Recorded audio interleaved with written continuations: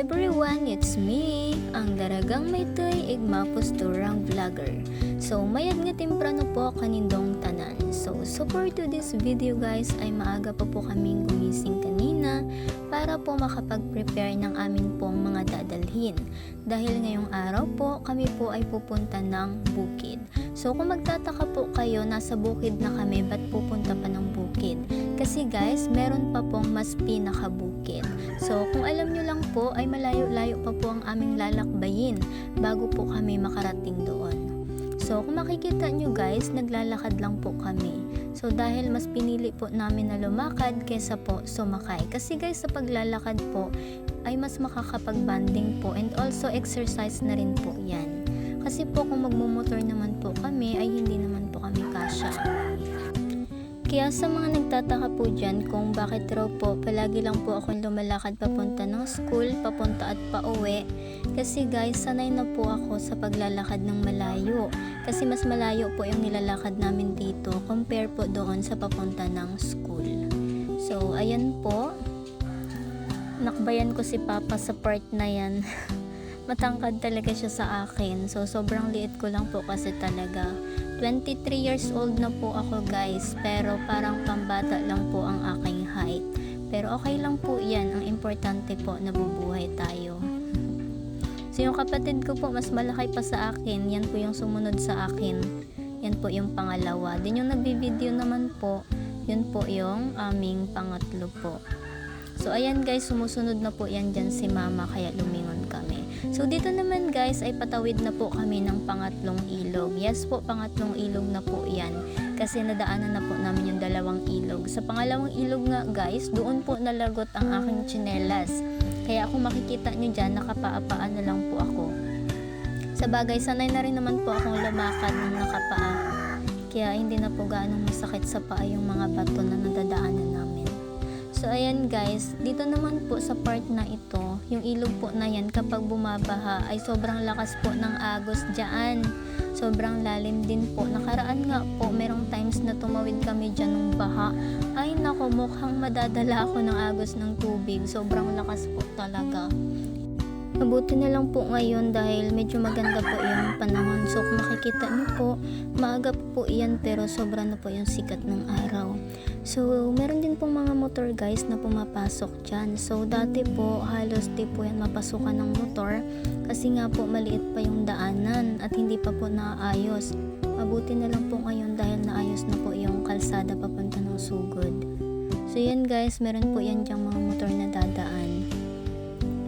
So, sobrang ganda po talaga ng paligid guys, yung mga kanyugan. Pero alam niyo po ba dati, nung panahon na nagkaroon ng Odette? Nako, ubos po yan lahat ba? Sobrang pangit po ng paligid nakaraan. Buti na lang ngayon okay na rin. Dati yung mga puno na yan ng nyog, nagtumbahan lahat yan. Tapos guys, yung baha, grabe rin po. Yung bahay nga po namin, grabe. Yung baha talaga halos nangalahati ba? Kaya nung time po na yun is medyo nahirapan din po kami. Din after po ng baha, ayun, naglinis kami. Naghakot ulit ng ibang mga gamit na pinandala namin doon sa kila tito. Kasi doon po kami nagstay nung panahon ng nagbaha po. Kasi sobrang lalim po talaga ng tubig.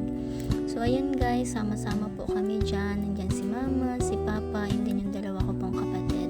So kung makikita nyo guys, mas masaya po talaga yung ganito na lumalakad lang kayo.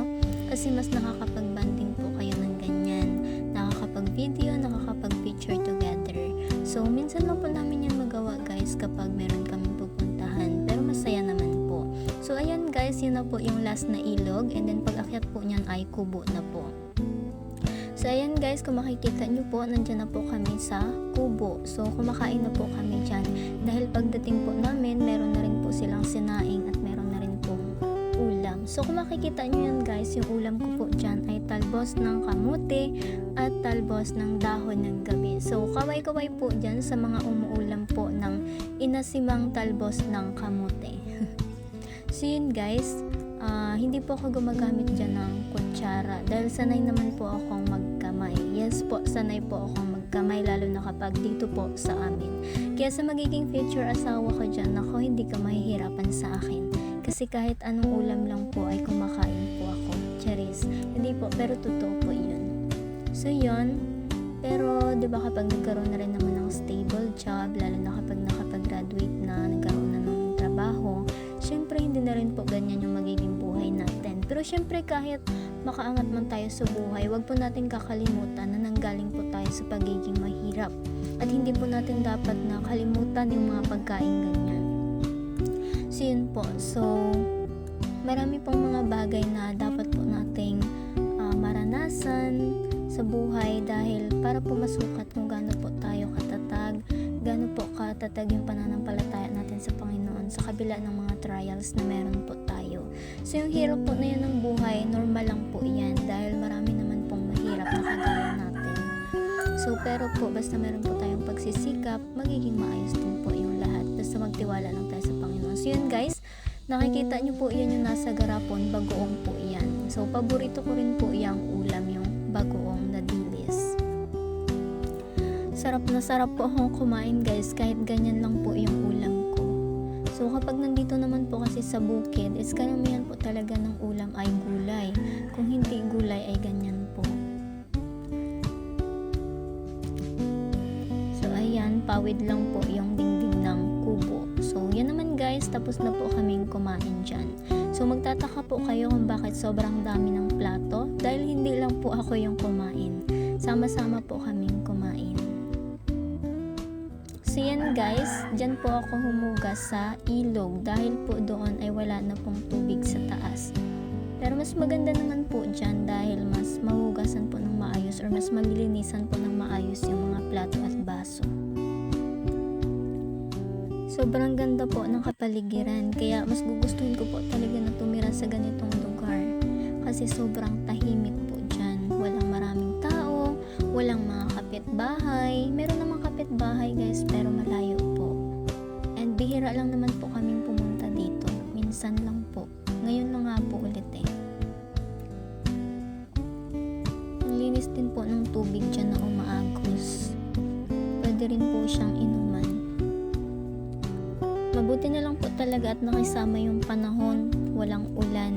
Hindi kagaya doon sa Puerto Princesa na sobrang lakas ng ulan, bumabaha pa. Kaya nga po kami nakauwi eh. Pero babalik din po kami doon dahil meron po kaming pasok. So ayan po. Mas simple po talaga yung pamumuhay pagdating po sa bukid kesa po sa syudad. Yun nga lang po, malayo lang po talaga sa mga hospital. Kapag nagkaroon ng emergency ay malayo po. Pero masasabi ko mas the best po yung pamumuhay sa bukid.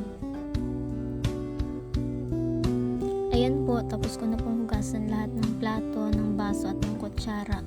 Aakyat na po ako ulit doon sa kubo para po ihatid yung mga yan.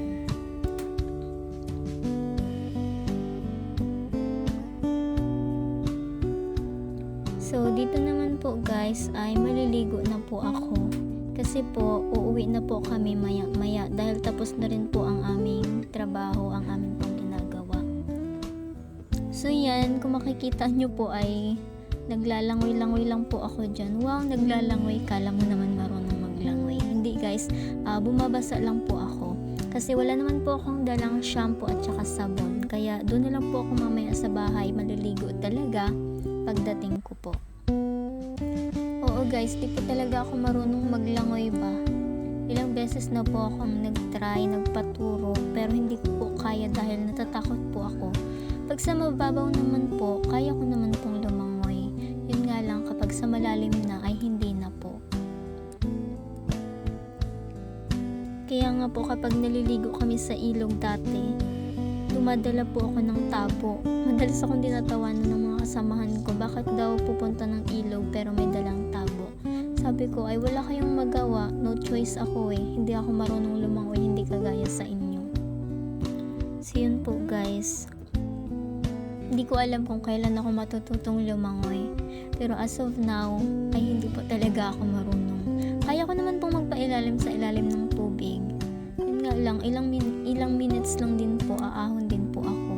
Tapos pagdating na talaga sa malalim, natatakot na po talaga ako kasi inisip ko baka malunod ako.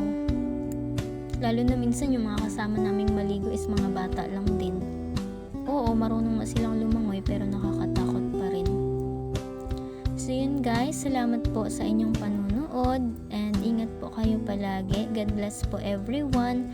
I hope na sana po nag-enjoy po kayo sa simpleng vlog po na meron ako.